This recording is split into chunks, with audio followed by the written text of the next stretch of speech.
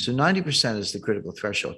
The US is at 131%, highest in history, which means we are well past the point where you can borrow your way to growth or you can borrow your way out of a debt crisis. And we were heading for a debt crisis. So the way it works is raise interest rates, tighten money, reduce the balance sheet, et cetera, get unemployment up. It doesn't sound like a desirable goal, but that's what it takes. And that's what happened in 1982. Get unemployment high enough so people are buying hamburger instead of steak. They're buying, whatever's the least expensive thing on the shelf, day-old bread instead of new bread, or they're not buying gasoline because they're not going to work, et cetera. That will bring prices down, but at a very high cost, which we just talked about, which is high unemployment and lower productivity. Meanwhile, the U.S. debt keeps going up. We haven't really talked about the debt. That part of it looks like 1981. But if you throw in a global financial crisis, then it starts to look more like 2008. Yeah, well, that's like a glacier. Glaciers are extremely powerful, but they move extremely slowly. There's some exceptions, but they kind of like, an inch a year, a couple inches a year, but they move mountains. I mean, they create rivers, they create canyons, they move mountains. They're extremely powerful, but slow. That's a good metaphor for the impact of debt. And when I talk about debt, in particular with the United States, but you can apply this to any country, I focus on the debt to GDP ratio, because you can't really talk about debt in isolation without thinking about the capacity to pay the debt. And a simple example, if you have a $50,000 balance on your credit card and you're making $30,000 a year and trying to pay rent in New York, et cetera, good luck. You're probably going to go bankrupt or at least default on that card. But if you owe $50,000 on your credit card, but you're making $5 million a year, it's, you just write a check. It's no big deal. My point is, you can't look at a $50,000 debt and decide if it's a problem or not unless you compare it to the income. And if it's too low, it's a problem. And if the income's high, not a problem. So that's why you use the debt to GDP ratio. The US just hit $31 trillion in national debt. That is national debt, almost all of it in the form of US Treasury securities. Not all of it, there are other obligations, but mostly US Treasury securities. Well, is that a problem or not? Well, one way to answer the question is compare it to GDP, do the ratio. The answer is that ratio is now a little over 130%.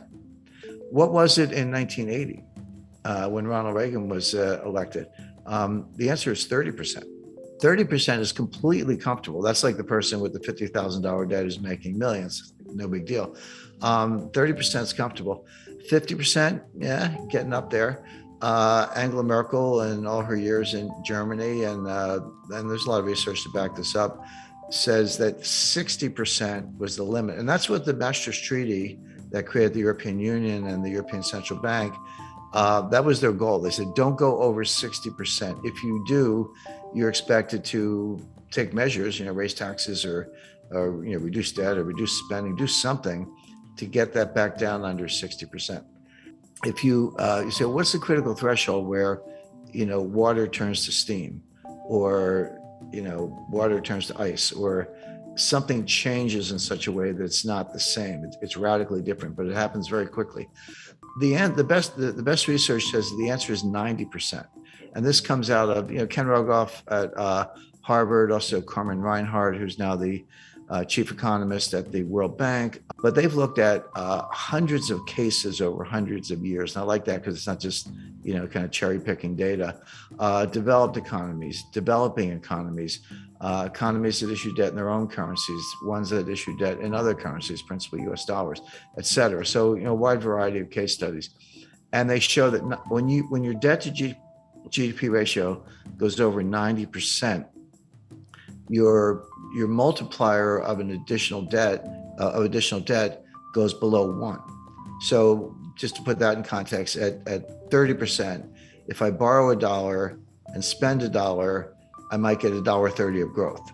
Assuming you spend it wisely, that's a big condition. But you borrow $1 and spend $1 and get $1.30 of growth. Okay, the debt was productive if you put it to good use. But that $1.30 gets smaller and smaller. As you get closer to 90%, it goes to $1.20, $1.10, $1.05.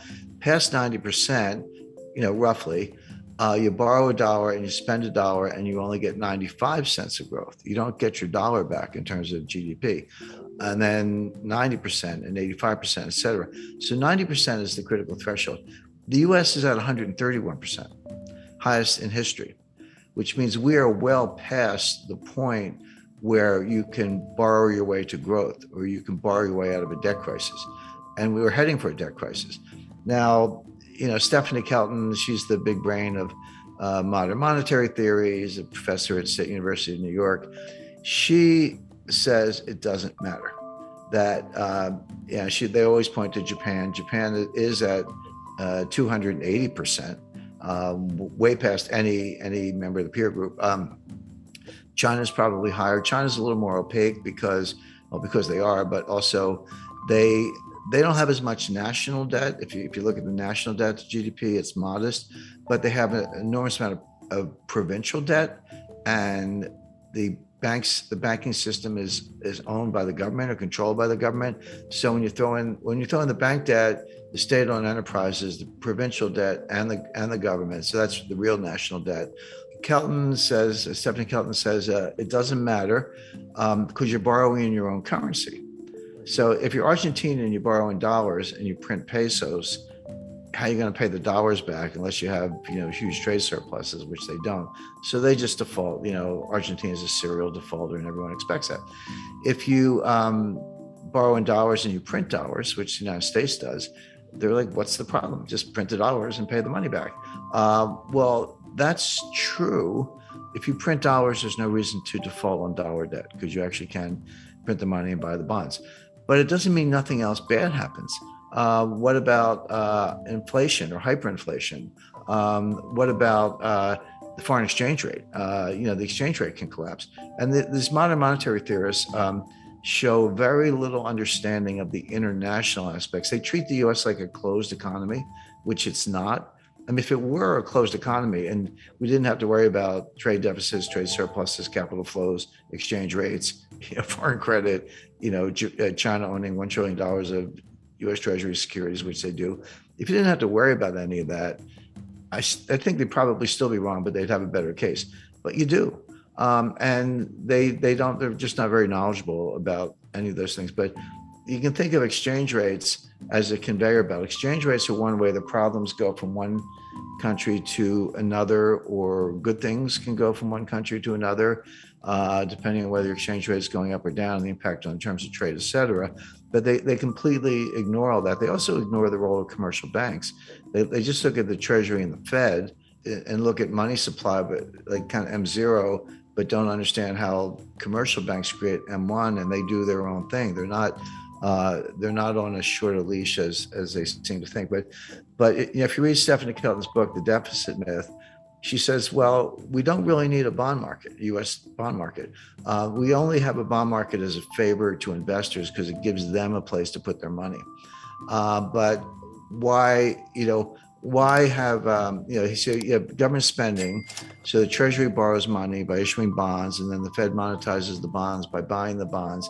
And that gives the Treasury the money to pay the bills, et cetera. She says, do away with all that. Just give the Fed, wire instructions for Lockheed. And if you need 5 F-35 fighter jets, order them and just send the money right to Lockheed. Why do you need a bond market? I mean, she actually says that. So, okay, legally, that might be possible, but to suggest that you can do that without consequences is nonsense. And then you say, what about inflation? Their view is as long as there's excess capacity and unmet needs, et cetera, you're not going to have inflation because there's a lot of slack in the economy. That's a legitimate debate. But they say when inflation happens, raise taxes. And then, by the way, they also say you don't need a tax system because if you can just print the money, why do you have to collect taxes? And their answer is, we collect taxes to redistribute income. Okay, well, at least they're honest. I mean, that's the kind of socialist model, but they're honest about it. But it's important to bear in mind that Stephanie was the principal economic advisor to Bernie Sanders in 2016 and 2020. And Bernie Sanders today is the chairman of the Senate Budget Committee, controls the purse strings. So coming out of Congress, and Biden's kind of a cipher. He's barely aware of his own existence.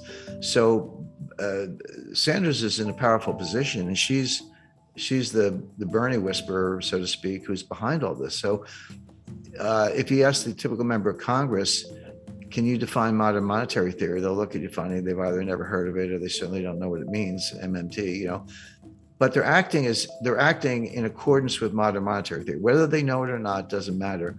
The actual behavior of the Congress, and again, just go back to COVID 2020, because we talked about the debt to GDP ratio. So in around May or June 2020, Trump put through a $2 trillion COVID relief package, and that was when the Paycheck Protection Plan, that was $800 billion, and everyone got the $1,200 check, et cetera, et cetera. And then at the end of December, at the very end of the Trump administration, they did another $1 trillion, almost. And that's when everyone got the $600 checks. And now you're up to $1,800. By the way, those checks, that is helicopter money. That's, what the Fed does is kind of nonsense. But when it's fiscal policy, not monetary policy, and you're handing out checks, that is helicopter money. And credit to Larry Summers for saying, you're going to get inflation out of this. Well, Biden comes into office in January 2021, and he's like, not to be outdone, he did his own COVID relief package. That was another $2 trillion. And that's when we all got the $1,400 checks. They handed them out. And then later that year, or they did the $1 trillion infrastructure package. And then just to top it off, what did we get recently was the just under $1 trillion Green New Deal, or I call it the Green New Scam. Well, and the baseline budget deficit, before everything I just described, the baseline budget deficit was about $1 trillion a year. So take $1 trillion for 2020, 2021, and 2022. Add on, $2 trillion for Trump's first package, $1 trillion for his second one, $2 trillion for Biden's first package, $1 trillion for the Green New Scam, and I think $1 trillion for infrastructure. That's $7 trillion on top of the $2 trillion baseline budget deficit. So that's $9 trillion piled on top of what was at the time about a $21 trillion national debt. So that's how we got to 30 trillion. That's how the ratio went from 106 to 131. These numbers are mind-boggling, and MMT says it doesn't matter. But it does matter, and it shows up the way I described earlier, which is it slows growth. You don't get growth. So best case for the U.S. is very slow, weak growth, which we saw from 2009 to 2019. Worst case is you throw a recession on top of that, which we're heading for, and the U.S. will be in fiscal distress.